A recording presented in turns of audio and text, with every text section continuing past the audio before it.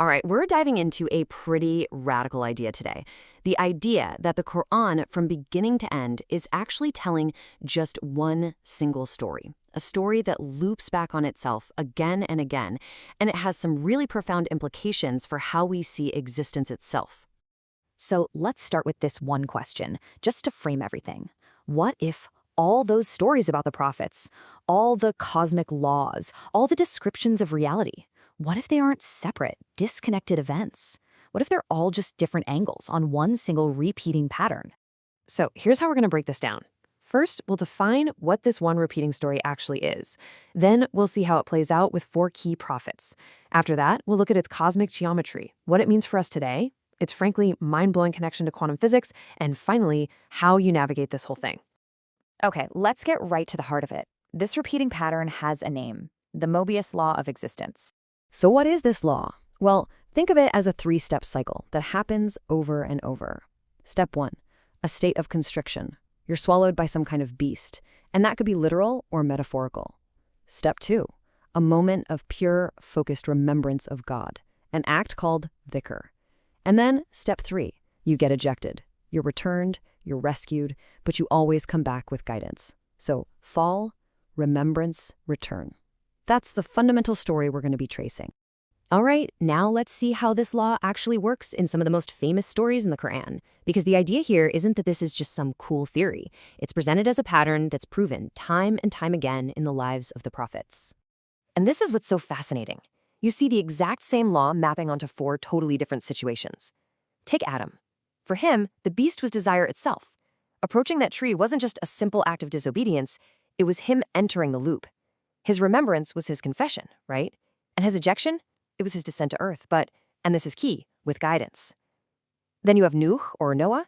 The beast was an entire world drowning in chaos. His remembrance was the ark, and the ark wasn't just a boat. It was a vessel of pure coherence in the middle of that collapse. The ejection wasn't an escape, it was a total reset of orientation. For Mūsā, or Moses, the beast was Pharaoh's absolute power, which took the form of the sea. And he got through it not with some clever strategy, but by using a command he already had. Truth itself was ejected onto the shore, while the beast couldn't even keep Pharaoh's body, which was preserved as a witness inside the loop.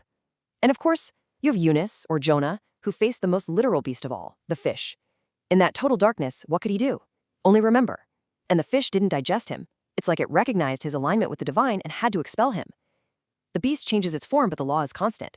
It always ejects what resonates with truth. Okay, so we've seen the pattern in these stories, but the argument goes deeper. This isn't just a cool storytelling device. It's a fundamental law of the cosmos. It actually has its own geometry. And this is where that famous verse, Ayatul Kursi, the verse of the throne, comes in. It's presented as the universal code for this entire law, like its geometric blueprint.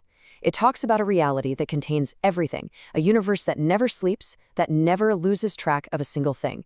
It describes this constant cosmic rhythm of expansion and contraction, where knowledge, everything before and after, is never ever lost. So the verse basically turns this story into a kind of cosmic physics. Nothing is ever really destroyed. It's just constricted, folded, and then returned. So now that we've got the pattern, and we've got its cosmic code, the question has to become personal. If this law is eternal, then what's the beast that we're inside right now? Well, the modern beast is given a name, taghut. And this isn't some sea monster, it's a systemic one. It's the overwhelming noise of our culture, the invisible webs of power, the endless distraction, and that false sense of certainty that the system gives us. It's the whole shebang we operate in, a beast we're born inside of, and most of us don't even realize it. And that brings us to the command for our time. The way out is exactly the same, remembrance. But this isn't about just repeating words from memory. The idea is that it's a frequency alignment. Think of it like tuning an old radio dial. You're consciously shifting your own frequency to resonate with the divine source, instead of with the static and noise of the beast all around you. It's about achieving coherence. And the tool for that? It's the same as it's always been, pointing back to the command given to Yahya, hold the book with strength. Holding on to that scripture is what gives you the stability, the coherence you need to be ejected. Okay, now for a really fascinating twist. Let's look at a direct parallel that's drawn between the mechanics of the spiritual law and principles from modern quantum mechanics. This is where it gets pretty wild. So this idea comes from a specific verse in the Quran that talks about finding a sign by either getting a tunnel into the earth or a ladder to heaven. This interpretation doesn't see these as literal paths. It sees them as descriptions of two different quantum-like ways of getting past an impossible barrier. The tunnel into the Earth is seen as a parallel to quantum tunneling. That's where a particle literally passes through a solid barrier it shouldn't be able to cross. This is the particle side of reality, the path of enduring the pressure until you pop out on the other side, just like Eunice and the fish. But then you have the ladder to heaven. This parallels quantum teleportation. This is the wave side of reality, where your state, your information, is transferred instantly without even crossing the space in between. It's the path of ascension. So this reading suggests there are two basic ways to be ejected from the beast, and both of them have these strange echoes in the physics that governs our universe. Okay, so let's pull all these threads together now. We've got the repeating pattern, we've got the cosmic law, we've got the modern context. What's the ultimate takeaway from this whole structure? What's the point? It all really boils down to three core principles, three unchanging stabilizers. First, remembrance is what activates recognition. It's the signal that lets the system know you don't belong inside the beast. Second, the book, the Quran, is what stabilizes your coherence. It's your ark in the flood.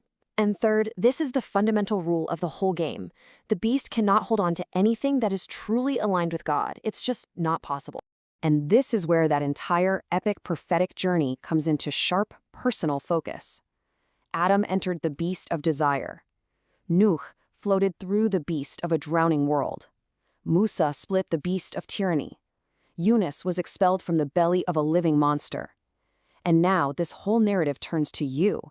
It places you squarely inside the beast of this current age. The pattern just keeps going. And we're going to end on this final thought, which is both a summary and really a challenge.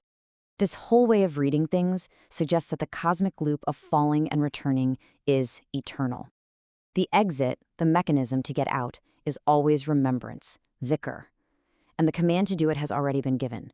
So the only question left is, from inside the beast, what are you going to do?